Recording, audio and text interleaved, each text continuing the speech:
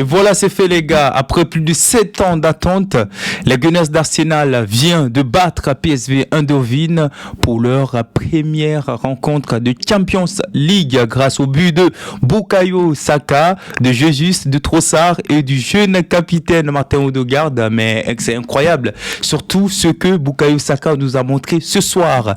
Je dis d'abord félicitations à Mikel Arteta et à tous les Gunners qui sont en train de suivre cette vidéo. D'abord, il faut reconnaître que les Gunners, durant leur parcours de Champions League, ils ont gagné tous leurs 10 derniers matchs. Même si ça fait longtemps qu'ils n'avaient pas participé à la Champions League, mais quand ils y ont participé, ils ont fait de belles prestations. Et là, ils viennent de nous montrer la preuve. Ils étaient beaucoup plus assoiffés et ils ont réussi à corriger le club hollandais du PSV à l'Etihad Stadium devant plus de leurs 68 000 supporters.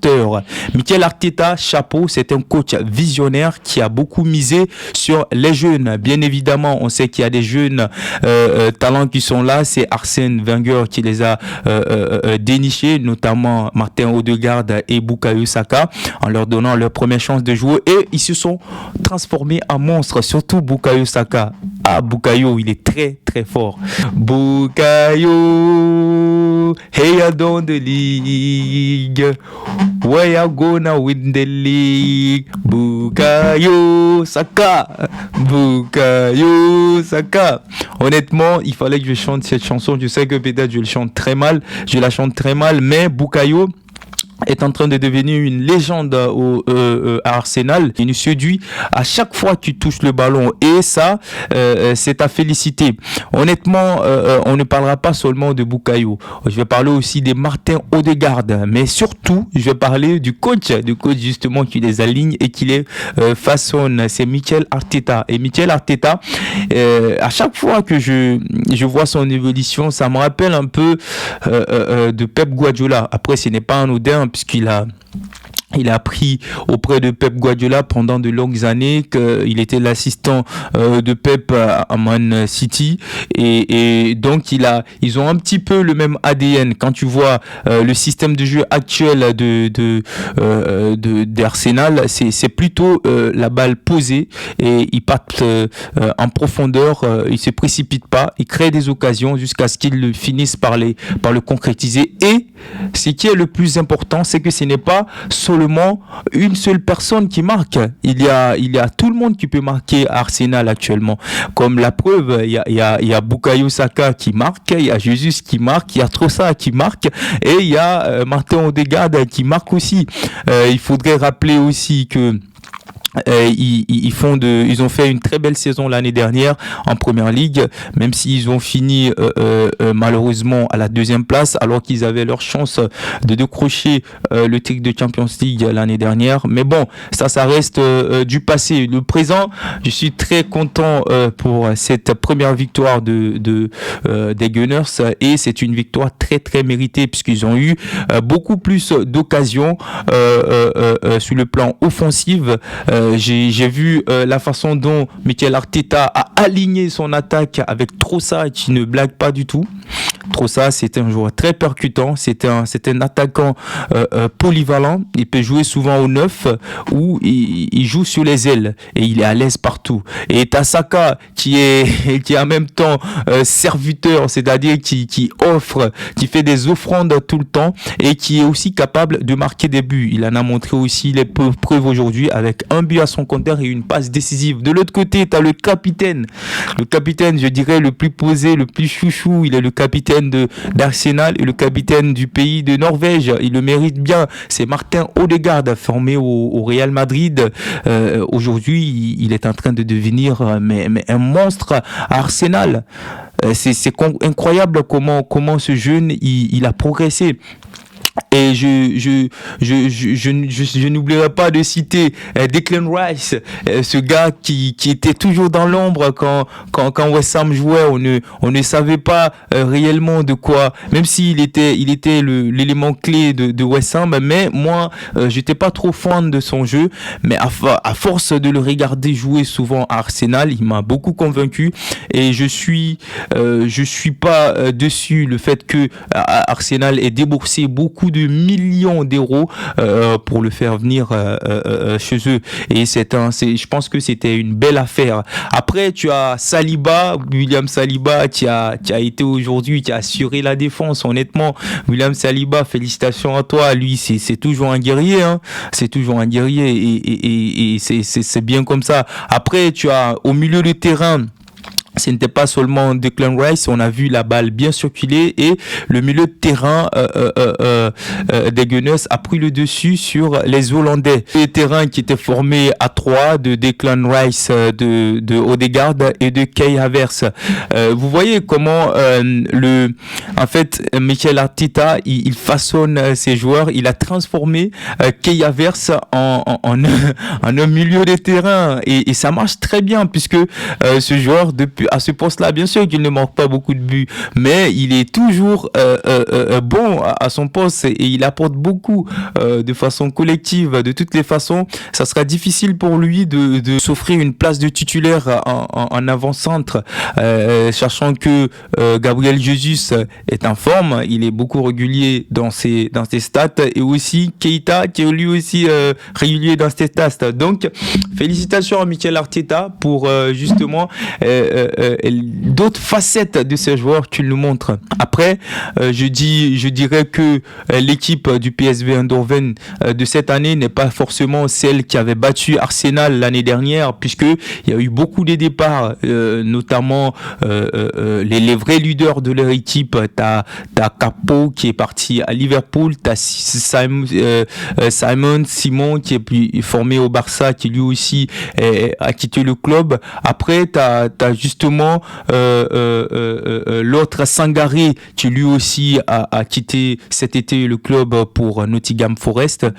Donc il y a eu beaucoup de départs et ces départs-là, ça se paye cash, puisque si tu laisses tous tes joueurs partir, tes bons joueurs partir, et que tu n'en achètes pas d'autres de qualité, ça se paye cash. Mais ce qui est convaincant, ce qui est bon à dire, c'est que Arsenal de Mikel Arteta n'est plus Arsenal d'avant. Je parle pas de l'année des Vieira, mais moi je parle de avant que Arteta même n'arrive. Arsenal est actuellement une équipe qui a de grandes ambitions, une équipe qui est assoiffée de gagner la Première Ligue. C'est sûr, bien évidemment, ça serait pas mal leur premier objectif. Ensuite, gagner la Champions League, ça ne serait pas une chose impossible, même si ça sera un des objectifs très difficiles à atteindre, mais tout est possible, surtout que même son banc est bon, c'est-à-dire il a tellement de bons joueurs qu'il a souvent du mal à aligner. C'est comme le Barça de 2014-2015 à l'année de Neymar, Suarez et Messi. Donc je pense que Arsenal de cette année, il faudrait bien s'en méfier parce que ils sont capables d'aller très loin dans cette compétition qui est la Champions League. Honnêtement, si je me base individuellement, je dois dire l'attaque des Gunners, celle qui a joué aujourd'hui contre PSV Eindhoven, waouh, vraiment respect. Vraiment respect, ils ont été au top, c'était 100%, il n'y a pas eu de défaut. Les trois attaquants, je parle de Saka, de Jesus et de Trossard, ils ont tous été décisifs, ils ont soit marqué et soit fait des offrandes. Après, tu as le capitaine Odegaard, lui, comme d'habitude, il est toujours décisif. Mais revenons sur Bukayo Saka. Bukayo Saka, pour moi, en tout cas, il est l'actuel meilleur joueur d'Arsenal, mais aussi l'un des meilleurs joueurs, parce que ça serait une prétention de dire le meilleur joueur de la Première Ligue cette saison, mais l'un des meilleurs joueurs de la Première Ligue, et ça s'est montré puisqu'il avait gagné, je crois bien, le trophée du plus jeune joueur ou de jeune espoir de la Première Ligue, mais sauf qu'il est en passe de devenir une figure clé du football anglais. Je pense même qu'il est déjà. Après, il a eu des moments très difficiles, mais c'est un réel plaisir de le voir s'épanouir actuellement avec Mikel Arteta. Après, les gars, moi j'ai été un peu, je sais pas si vous étiez comme moi j'ai été un peu inquiet au début du match quand j'ai vu les 11 des départs, il n'y avait pas Ramsdale, le gardien de but anglais, qui qui est le portier numéro 1 d'Arsenal. Je m'inquiétais, je ne savais pas pourquoi Raya était justement nommé comme titulaire, était dans la liste des joueurs partants, les 11 rentrants. Mais finalement, Raya, il nous a convaincus. Raya, il faudrait rappeler, c'est le gardien de but de Brentford qui a été prêté à Arsenal cette saison. Donc, il vient de jouer. Je crois bien, c'est sa première Champions League lui aussi, et il a fait de belles promesses, et il a tenu à sa promesse, il a fait de bonnes preuves puisqu'il n'a pas encaissé de but. Après, en défense, le bloc était beaucoup serré, le bloc était très cadenassé, je veux dire. C'est pour cela qu'ils ont aidé Raya à ne pas encaisser de but. L'axe était formé de Gabriel, le défenseur brésilien, et de William Saliba, qui sont habitués de jouer ensemble depuis maintenant, je crois bien, 2 saisons, et ça marche bien, leur alchimie qui règne entre eux. Après, t'as Dan White qui lui est un non, vraiment lui c'est moi je l'appelle un joueur à 2 poumons, hein. C'est un joueur qui aujourd'hui il était tellement agressif qu'il a réussi malheureusement à prendre un carton jaune. Et ensuite on a eu des remplaçants qui sont rentrés. Honnêtement, il y a Reiss Nelson, si je ne me trompe pas. Moi, je l'avais déjà dit, je crois bien, dans une vidéo, que ce gamin, Reiss Nelson, Arteta devrait lui faire beaucoup plus confiance. Parce que à chaque fois qu'il rentre en jeu, il est décisif. Soit il offre une passe, soit il est impliqué sur les buts d'Arsenal. Et on l'a vu la saison dernière. J'ai été beaucoup déçu quand on l'avait prêté à Feyenoord en Hollande. Mais heureusement que cette saison, Mikel Arteta a décidé de le garder. Et voilà, il en a fait ses preuves. Quand il est rentré à quelques minutes de la fin de la rencontre, il a offert une très belle passe. Et ce qui a permis à justement son équipe de compléter le but à 4. C'est grâce à sa passe que Martin Odegaard, le capitaine chouchou de Mikel Arteta, a marqué justement son premier but de la Champions League et son 3e but de la saison. De Mikel Arteta. Alors, moi, pour cette rencontre, je noterai Arsenal, honnêtement, 10 sur 10, hein, 10 sur 10, puisqu'ils ont été bons sur tous les plans. Sur tous les plans, ils ont été bons. Même si après, quand on prend les statistiques, ça s'est rapproché un petit peu. La possession de balle, il n'y avait pas trop de différence. Je crois bien c'était 56 face à 40 et quelques. Mais bon, c'était pas si mal.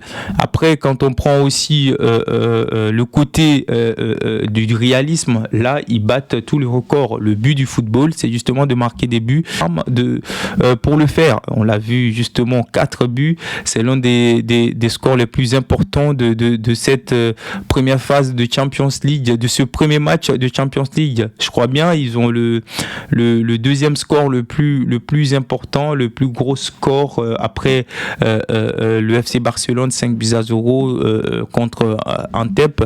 Donc c'est quelque chose à féliciter. Voilà les gars, je pense que j'ai déjà fait pas mal le tour de tout. On a parlé de la défense, de tout ce qui s'est passé dans le match justement. On a parlé de l'énormissime Bukayo Saka et du maestro Martin Odegaard à seulement 24 ans. Je pense que l'équipe, la jeune équipe de Mikel Arteta est en train de nous envoyer un signal comme quoi ils sont capables de faire des grandes choses cette année. Et donc, c'est quelque chose à féliciter. Donc, félicitations à tous les Gunners qui nous suivent partout dans le monde. Et surtout, félicitations à Mikel Arteta et son groupe. Et voilà les gars, la vidéo est presque terminée. Si vous n'êtes pas encore abonné, je vous dis de vous abonner sur chacune de nos pages. C'est les annonces du foot. Si la cloche de notification n'est pas encore faite, n'oubliez pas de le faire. Faites maximum de sport et suivez le football avec nous. Merci beaucoup. On se dit à tout à l'heure pour une nouvelle vidéo. C'était Abdou des annonces du foot. Merci.